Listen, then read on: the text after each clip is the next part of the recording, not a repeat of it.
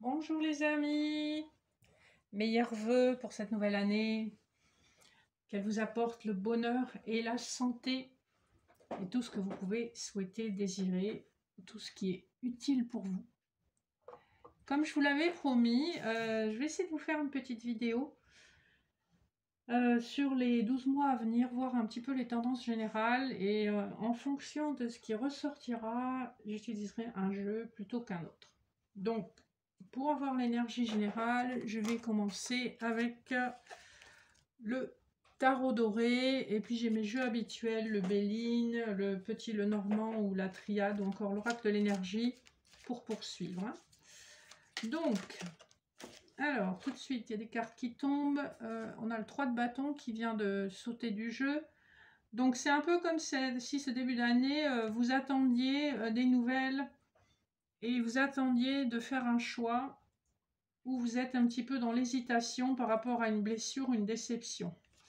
Voilà ce qu'on me dit déjà d'emblée. Voyez si ça vous parle. Alors, je répète ce que je répète à chaque fois, c'est une guidance générale. Si vous voulez quelque chose de personnalisé ou de précis, prenez contact avec moi ou une de mes collègues sur YouTube ou Facebook.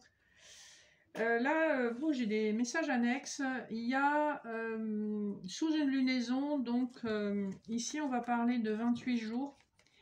Il y a un message qui vient de loin, qui vient d'au-delà des frontières avec le monde et la lunaison, vous l'avez ici, représentant la lune.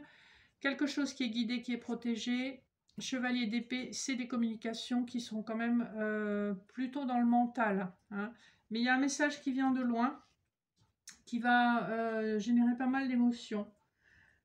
Où on est vraiment, on y va à tâtons, on y va avec prudence. Voilà. Vous voyez comment ça résonne à l'intérieur de vous. Je vous rappelle donc, non seulement c'est général, mais c'est intemporel. Il se peut que vous tombiez sur cette vidéo dans 1 an ou dans 6 mois, peu importe. Si vous tombez dessus, ça s'appelle de la synchronicité et c'est probablement qu'il y a un message à recevoir pour vous. Donc, on va faire une première énergie avec le tarot doré pour les 12 mois à venir. Alors, je vais en tirer 12.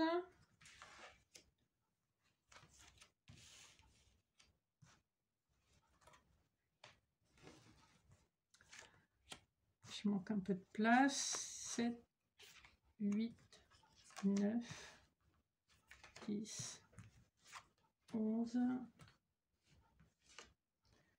et 12. Voilà. Je vais remonter les cartes dès que j'aurai ramassé le reste du jeu. Donc on va voir ce qu'on a en dos de deck. En dos de deck, on a de nouveau le chevalier d'épée, donc une communication très claire dans le mental avec le valet de coupe. Il s'agit probablement d'une offre sur le plan sentimental. Le 7 de bâton, on arrive à dépasser certains conflits. Donc, on voit qu'il y a des informations qui arrivent à vous, en tout cas des communications, probablement à l'occasion des vœux de la nouvelle année. C'est comme ça qu'on peut un petit peu le ressentir. Et on voit que les choses vont être posées quand même de façon assez claire. En maison 1, nous avons le diable. Donc, on commence quand même l'année très fort. Alors, ici, il peut effectivement s'agir de tous les excès qu'on a eu la nuit dernière dans le passage de 2022 à 2023, que ce soit sur le plan de l'alcool, de la nourriture, des festivités, le fait de se coucher tard, de ne pas avoir une hygiène de vie très saine. Le diable parle de cet état d'esprit. Sur le plan matériel, ici, il s'agit quand même d'une grande maîtrise, de bonnes nouvelles. Et en tout cas, il y a une certaine forme de fierté et de réussite. Pour le mois de février, et le domaine des finances, on a le 8 de coupe. Un petit peu l'impression que les meilleurs moyens de générer de l'argent, de la finance, de l'abondance matérielle sont derrière nous. Ensuite, sur le mois de mars, nous avons l'As de denier. Ici, il est question d'un nouveau projet qui peut impliquer frères et sœurs et les petits déplacements, hein, puisque la maison 3 parle de la fratrie et des petits déplacements. En maison 4, on a le chariot. Ici, donc sur avril, il est question de déplacement et de quelque chose de plutôt triomphant dans l'énergie. La maison 5, donc ici on tombera forcément sur le mois de mai. Le 3 de coupe, il est question de se réjouir, de passer du bon temps. Il peut s'agir d'un baptême ou de quelque chose que vous célébrez, d'une fête, d'un anniversaire, peu importe le domaine. La maison 5, c'est aussi la créativité, les projets, les enfants et les rencontres sentimentales. Donc ici, ça se présente plutôt bien. Sur le mois de juin, maison 6, on a le 8 d'épée. Alors, la maison 6, c'est le travail et la santé. Il y a probablement des blessures, je les vois plutôt d'ordre émotionnel avec cette carte-là. Et c'est le mental aussi qui se met jamais au repos parce que en fait, la blessure, elle est pas lâchée, elle n'est pas libérée, elle est encore profonde et donc elle amène ce comportement répétitif où on n'arrive pas à se débarrasser de pensées finalement négatives et lourdes à porter. La maison 7, les associations, donc ici on parle le mois de juillet, vous avez le magicien, donc très belle carte. Ici il s'agit d'une énergie de nouveauté où on est en capacité de se mettre au service d'un projet, quel qu'il soit. La maison 7 parle d'association et de mariage, donc il peut s'agir aussi d'une union. Vous voyez comment ça résonne en vous. Là, on n'a qu'une carte, donc je me fie juste aux maisons. Il y a en tout cas cette notion de nouveauté. Maison 8. Alors là, nous avons... je crois qu'il y avait 2 cartes. Valet de denier. Ben si, pourtant, on dirait qu'il y a 2 cartes ensemble. Alors, intéressant, oui. Il y a 2 cartes qui sont venues ensemble. Le valet de denier et la tour. Ici, on est dans une énergie de nouveauté, un petit peu timide après avoir subi quelque chose d'assez fracassant au niveau transformation personnelle, intérieure, spirituelle. C'est un peu comme si on avait été frappé par la foudre et on a compris des choses. Et avec le valet de denier, on est dans cette énergie de nouveauté, un petit peu timide. On a mis du temps, mais on y va. On n'a pas de certitude, mais on y va. La maison 9, plutôt les études, l'ambition sociale. Ici, nous avons le 6 de denier. Il est question de partage. On partage sa réussite, on en parle, on est assez fier, on est dans la maîtrise. La maison 10, le patrimoine paternel. Alors, ici, il est question d'une femme autour de vous ou d'une énergie féminine qui est dans une analyse quand même un peu froide, mais juste, précise. Ici, on dit ce qu'on a à dire. Hein, donc, c'est une énergie féminine autour de vous qui peut paraître un peu brute de décoffrage, mais qui est tout à fait juste. Ici, on vous conseille probablement d'écouter cette énergie. Ça, c'est plutôt sur la fin d'année. En maison 11, les amis, les soutiens. Avec le 3 d'épée, on nous parle du fait que probablement vos amis habituels ou les personnes qui vous soutiennent vous feront défaut en fin d'année. Et ça peut possiblement avoir un lien avec cette énergie féminine autour de vous qui... Ici, il s'agit d'une déception. C'est comme si on vous disait une vérité qui ne vous fait pas plaisir. Et on est quand même dans la blessure. La maison 12, donc, qui nous ramènera à décembre 2023, on a l'as de bâton. Donc, dans vos épreuves, puisque la maison 12, c'est la maison des épreuves, il est question de la difficulté à entamer de nouveaux projets. Mais avec l'as de bâton, on sent que vous êtes quand même poussé par la flamme de la passion, de l'envie, de l'énergie. Donc, on voit que vous êtes capable de matérialiser quelque chose qui est de l'ordre du souhait ou du projet, malgré la difficulté que vous avez à vous lancer. Donc, on a une année qui a l'air quand même assez riche. Il est question à la fois de nouveaux projets, de rétablir une aisance financière, peut-être d'entamer une formation pour certains d'entre vous et de laisser derrière soi des blessures tout en accueillant une transformation intérieure assez radicale. Alors, on va recouvrir avec le Béline, je pense, pour certaines problématiques. Alors, je vais en mettre une sur la maison 2, sur la maison 3, sur le 6 de denier.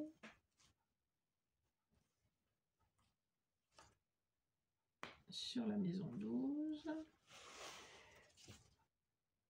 Alors, en dos de deck, on a l'eau. Donc, beaucoup de créativité, beaucoup d'émotions par rapport à quelqu'un à qui vous pensez ou qui pense à vous. Et il est question aussi d'élever cette relation.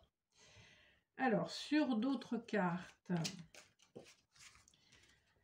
alors pour ce qui est émotionnel, je vais utiliser le petit Lenormand, donc le 3 de coupe, ici, ici, et probablement sur ces deux-là également. En dos de deck, on a la tour, le jardin. Donc ici, il est question d'un isolement, comme on voit qu'on a le cœur derrière le jardin, un isolement, un recul par rapport à une histoire sentimentale qui s'est probablement nourrie d'échanges sur les réseaux sociaux, mais on voit qu'il y a une prise de distance. En tout cas, c'est l'énergie en cours. Et enfin, sur le 4, la maison 4, la maison 6 et la maison 8, je vais utiliser la triade. Et on va voir de quoi il retourne. En dos de deck de la triade, on a également l'eau, donc il y a quand même beaucoup d'émotions pour une femme ou une énergie féminine. Beaucoup d'émotions. Et on voit que vous êtes protégé, guidé par votre petite voix intérieure, que vous recevez des messages du monde subtil. On vous conseille de les écouter, bien entendu. Alors, sur le 8 de coupe, on a la découverte. Donc, il est question probablement ici de découvrir une nouvelle façon de gagner de l'argent qui implique une forme de sagesse et de guidance, puisque vous avez une étoile aussi sur cette carte. Donc, encore une fois, écoutez vos intuitions. Il y a peut-être d'autres façons de gagner de l'argent qui ne sont pas celles auxquelles vous êtes habitué. Sur l'as de denier, on a les ennemis. Ici, par rapport à un projet que vous avez en famille ou par rapport à un déplacement, on voit que vous générez de l'inimitié. Ça veut dire que il y a des jalousies. Vous avez un nouveau projet qui implique soit des familiers, soit des amis vraiment proches que vous pouvez considérer comme de la famille. Et on voit que ça suscite énormément de jalousie et d'envie. D'ailleurs, on ne va pas rester sur cette carte-là. Je vais en rajouter une. Parce que c'est vraiment pas une carte cool. Il y a probablement pas mal de bavardage par rapport à votre projet. Alors, je vais en sortir une au hasard. Donc, sur les ennemis, voilà. J'ai l'amour et les honneurs qui sont venus ensemble. Donc, il y a un nouveau projet qui implique probablement des amis proches. Ou ça peut être une amitié qui se transforme en amour. On voit que c'est guidé avec le hasard et la sagesse. Ça fait des envieux. Il peut aussi s'agir d'énergie tierce. Hein. On n'était pas parti ici dans la maison 3 pour parler d'une histoire d'amour, mais dans le contexte des cartes que nous avons, il est clair qu'il y a un nouveau projet d'amour qui implique les familiers, que ce soit des amis, des frères ou sœurs, ou même une énergie tierce. Et on a, malgré le potentiel de réussite très fort qu'on a avec les honneurs, on a beaucoup d'inimitié justement parce qu'il y a de la jalousie et peut-être que cette personne est très différente, puisqu'on avait la découverte juste sur la maison 2. Elle est probablement potentiellement très différente du genre de personne que vous fréquentiez habituellement, d'où la jalousie. Sur le chariot, alors j'ai tiré le nadir. Ici, on triomphe d'une période très noire qui peut être assimilable à la nuit noire de l'âme. Hein. Quand on a le nadir, ça fait un moment qu'on est dans la déprime. On tourne en rond et on a du mal à avancer. Mais on voit qu'avec le chariot, vous allez vous sortir de cette énergie. Vous ne savez pas trop comment, probablement grâce à cette rencontre ou à cette concrétisation, mais vous allez y arriver. On voit en plus que vous êtes aidé de vos anges et du monde subtil pour vous sortir de cet enfermement dans lequel vous vous étiez mis quelque part tout seul. Sur le 3 de coupe, puisqu'on est dans la célébration, on a le serpent ici qui me laisse à penser qu'effectivement, il y a des énergies tierces lorsque vous vous réjouissez, que vous célébrez des choses, mais ça peut être également une énergie de transformation. Je vais rajouter une carte. Et là, nous avons le pont et les poissons. Ici, clairement, il s'agit d'une période transitoire avec en dos de deck le renard et la lettre. J'ai le sentiment qu'il y a plusieurs éléments ici qui pointent dans la direction d'un changement professionnel qui sera bénéfique, qui sera source d'abondance financière. Mais vous êtes dans une période transitoire où ça ne sera pas forcément confortable parce qu'on ne maîtrise pas non plus les tenants et les aboutissants. Sur le 8 d'épée, on a la sagesse. Clairement, vous êtes en capacité de tirer les conclusions qui s'imposent par rapport aux blessures que vous avez subies.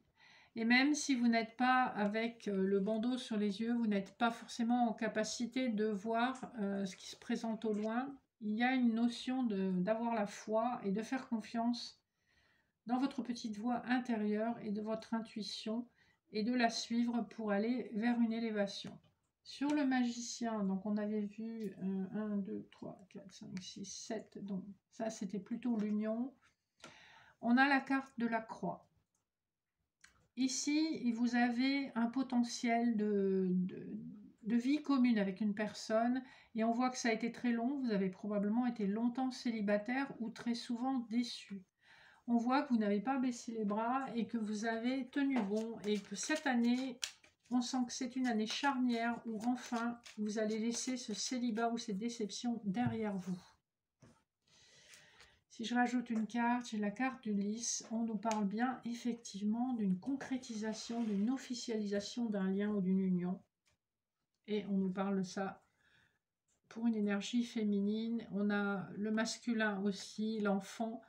Ici, on peut vous parler de projet d'avoir un enfant ensemble. Si on s'en tient au sens strict des cartes, effectivement, si vous êtes en âge de procréer, il peut s'agir de ça. Mais il peut aussi s'agir symboliquement de la concrétisation d'un lien, d'un nouveau départ qui aura mis très longtemps à prendre forme avec le coucou. Les coucous, enfin le temps quoi. Ensuite, sur la tour et le valet de denier, on a le retour. C'est un peu ce que je vous disais tout à l'heure. C'est comme si vous aviez été frappé par la foudre et que vous aviez enfin la compréhension, ou quelqu'un proche de vous a enfin eu une compréhension. Le retour confirme cette impression d'avoir tourné longtemps en rond avant de comprendre les choses, avant de comprendre ce que la vie attendait de vous. Il y a enfin une libération avec la tour et l'énergie du valet de denier. Cette libération se fait grâce à quelque chose d'un petit peu brutal, mais qui amène une compréhension et une nouvelle énergie où on est plus dans la prudence, mais en tout cas, on sort de cet enfermement. Sur le 6 de denier, on a la trahison. Ici, on me dit que peut-être vous avez jeté des perles au cochon. Qu'est-ce qui me fait dire ça? C'est que le 6 de denier, c'est le partage. On partage, on s'ouvre à la fois sur le plan matériel et sur le plan émotionnel.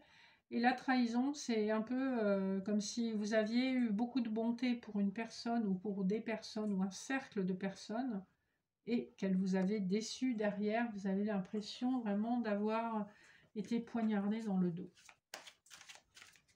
Et c'est pour ça, probablement, qu'en fin de tirage, on a le 3 d'épée. Alors, je vais rajouter une carte du Bélier sur la trahison.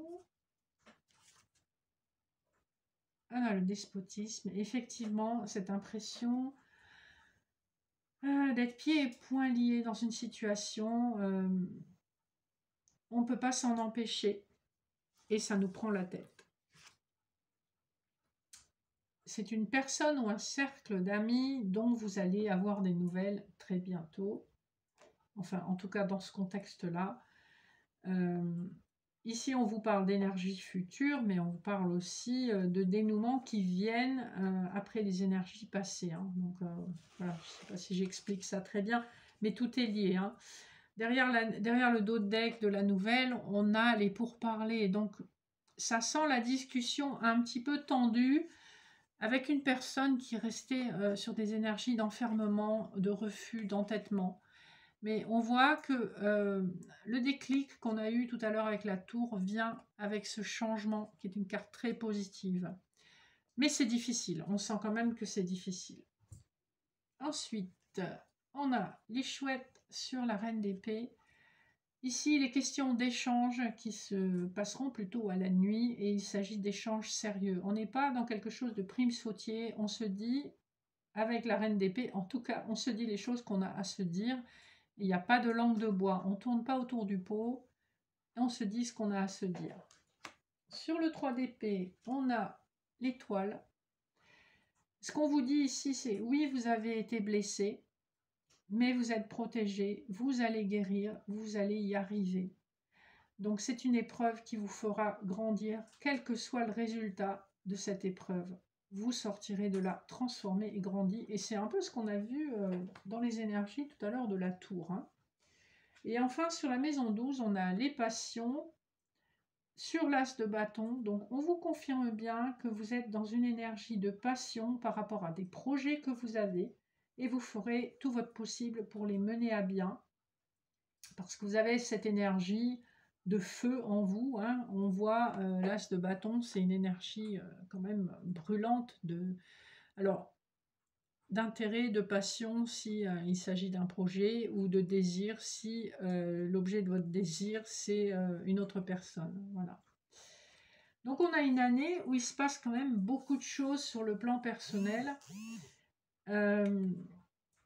Vous avez des compréhensions qui arrivent vers vous, de l'ordre qui rentre dans votre vie matérielle, une célébration probablement sur le plan professionnel qui arrive vers vous en milieu d'année.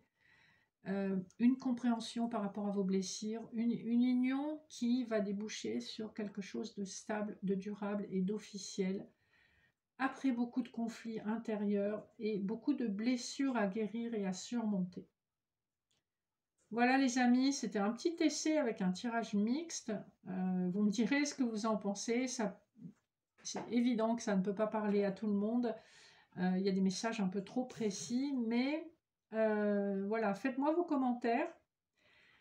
Et au besoin, je ferai peut-être un tirage mensuel en plus des tirages hebdomadaires pour trouver une formule qui corresponde à vos attentes. Je vous remercie de votre fidélité, de vos likes, commentaires, partages éventuels. Et je vous dis à très bientôt, donc la semaine prochaine, pour votre tirage hebdomadaire. Je vous souhaite le meilleur, que 2023 vous prenne sous son aile et vous amène le plus grand bonheur et la meilleure santé possible. Je vous embrasse très fort, à bientôt.